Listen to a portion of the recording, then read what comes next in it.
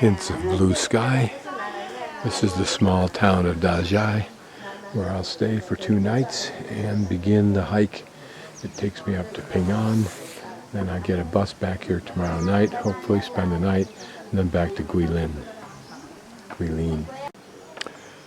I'm showing some more blue sky because this is more blue sky than I've seen in the last week and a half.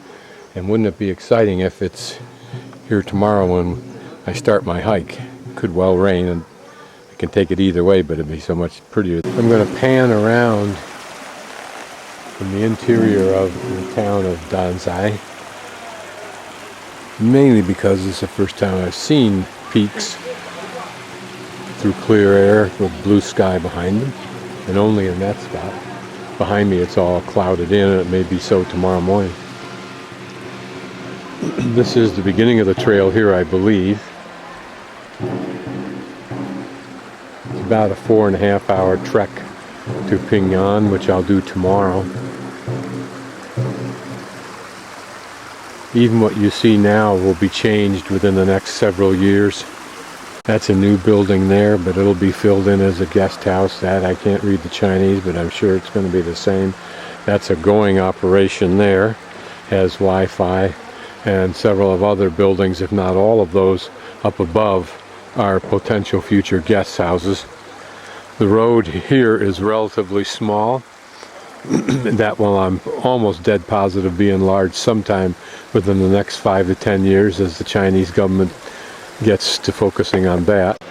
Those look too big to be individual homes, so I'm guessing maybe they're future guest houses. The cost of building these must be relatively nominal, although I don't know for sure who owns it. Just for something to do, I've hiked up above the village to get a view of the mountains with some sun. This is the same route I'll take tomorrow to take the hike to Ping'an.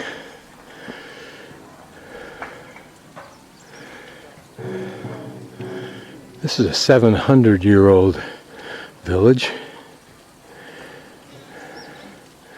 and I'm thinking we can assume that some of these terraces, if not some of the buildings, are of that age. The path I've been following out of the village, and such a path we'll follow tomorrow for 4.5 to 5 hours to Ping'an.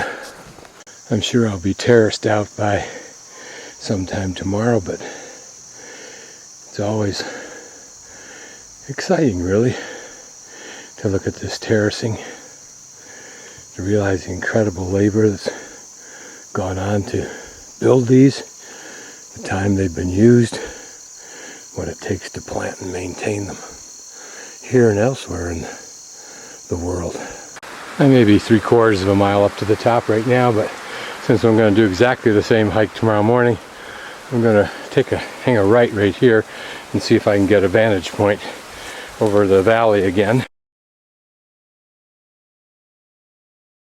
This route I'm on now says farming path, no visitors, which is, I assume, their transliteration way of saying you're going the wrong way. I already know that I'm going up a farm path because I want to hang a right here somewhere and get up where I got a vantage point. So at this juncture on the farming path, I'm going to hang a right and go up this sub-farming path. Some of these rocks have these curious striations in them that look very human. Whether this rock was once used in a 90-degree change of axis as a stair or something like that, and that the purpose of those lines was for traction, I don't know. May even be for traction this way, I don't know. Here you can see after whatever was harvested from here, they've re-tilled the soil and may even have planted in those. They have. See, these divots have got little plants coming up now. You can hear water rushing down a stream over in those trees. What I've stopped here for is to peek through this foliage and look at the people who are reworking some terracing that's been burned off after the prior crop.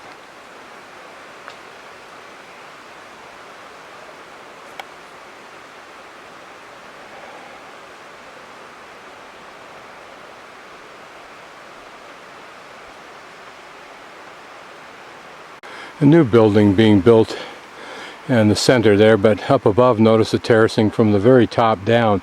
And I've wondered as I've traveled around the last couple days on the buses why more of the hills where I've been have not been terra farmed like this, or terraced. You can see how it gives them great acreage at great expense and great effort. My other guess is that these striations are natural, that they're simply micro-weathering of what is sedimentary rock of slightly varying hardnesses. They're climbing up the side of that terrace there on a little makeshift stairway system they have up that little path to avoid stepping on new crops. I'm able to get up here and just pan around.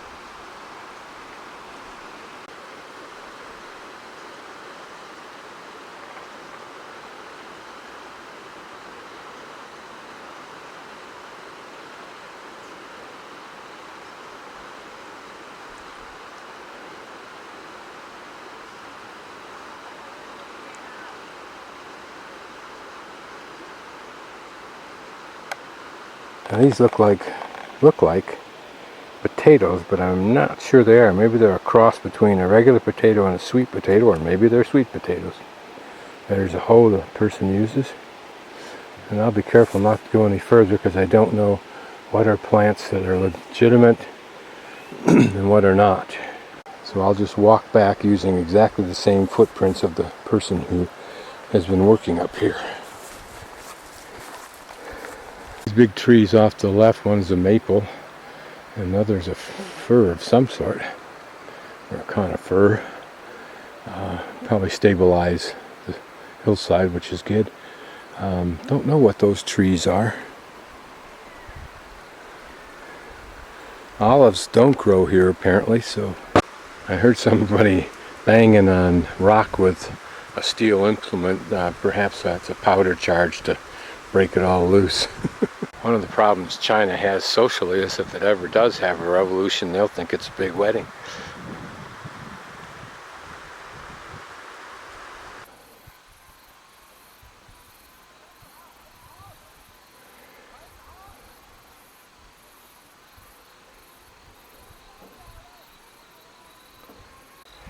Fruit on this tree, I'm guessing, is that fruit that looks like a tomato, except it's oranger.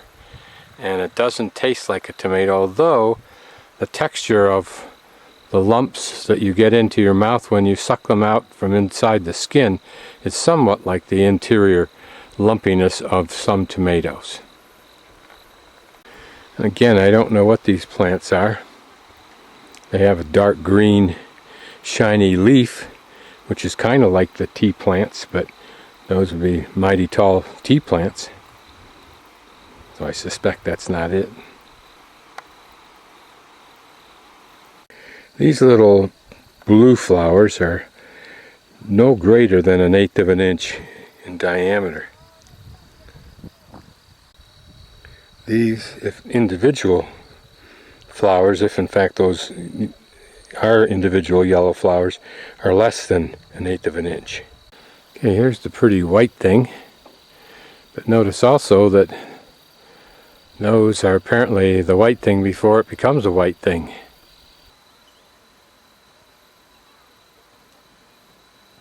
Some even smaller flowers. I can't see with my eyes. I won't be able to tell what they look like until I look at the video on my computer. These flowers I've seen before. I just thought it was interesting having the bamboo in the background. These Chinese figures and the arrow point towards the sign that says farming path, no visitors. I assume that what this means is all foreigners walking on this trail will be sent to attitude adjustment camp. They're a pretty stream, and the rice paddy close enough to use its water. This trailside bamboo being used for tree graffiti.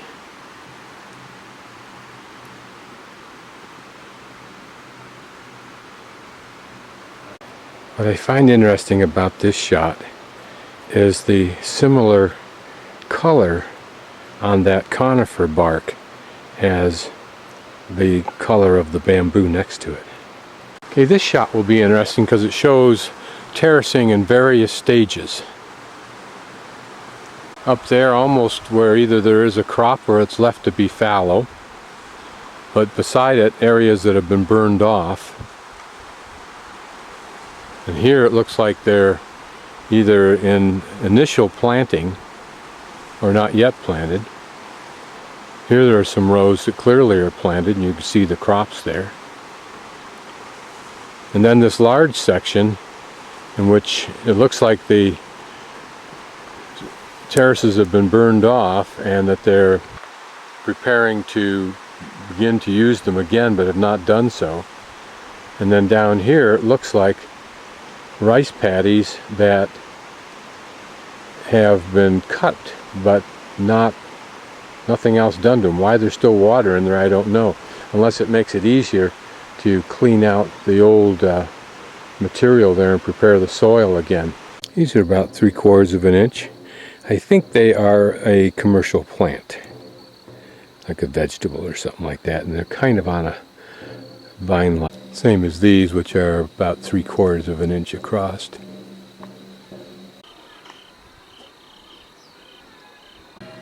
These may be 3/8 of an inch across.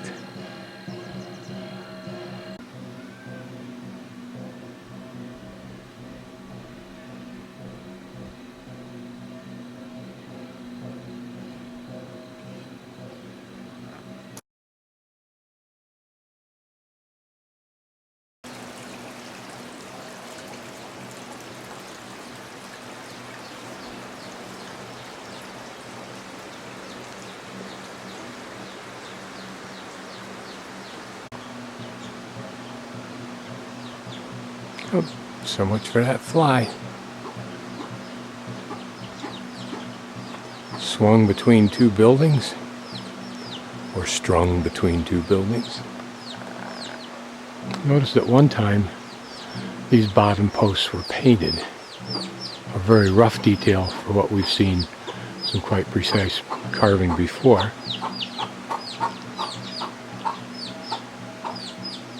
It's interesting that meat, including chicken, is 3 times as expensive as a vegetable dish than as a vegetable dish. And yet there's so many chickens and they're so healthy because they eat so well with the rice, etc. Classic way of covering a drainage ditch.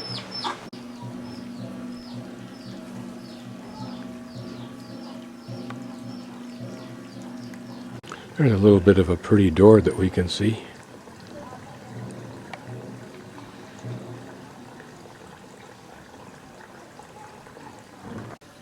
That would have been a very pretty set of doors when it was first painted.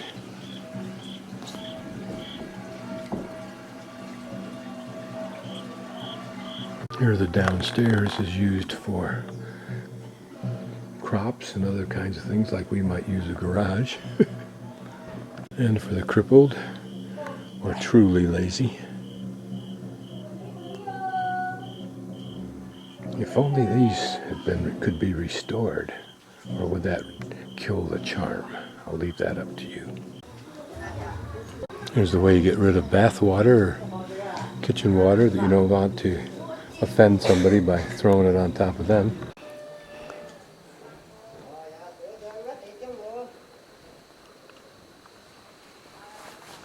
Looks like a very original building.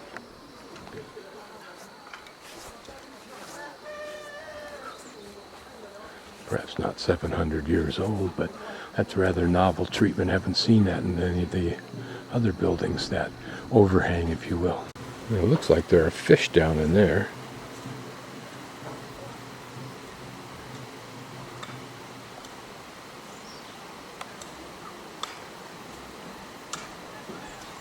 Or something. Guess who has priority on these trails? Get the fat Americans and Europeans out of the way. Yeah, these are the front line hostels. Well, including mine, which is off to the left there. Relatively new. Probably lacquered or varnished. When these things fill up enough to justify their construction, I don't know. But like Mexico and South America, maybe it doesn't take all that much to build them and all that much to make a profit. Don't know what kind of tree this is. Appears to have both pink and white flowers.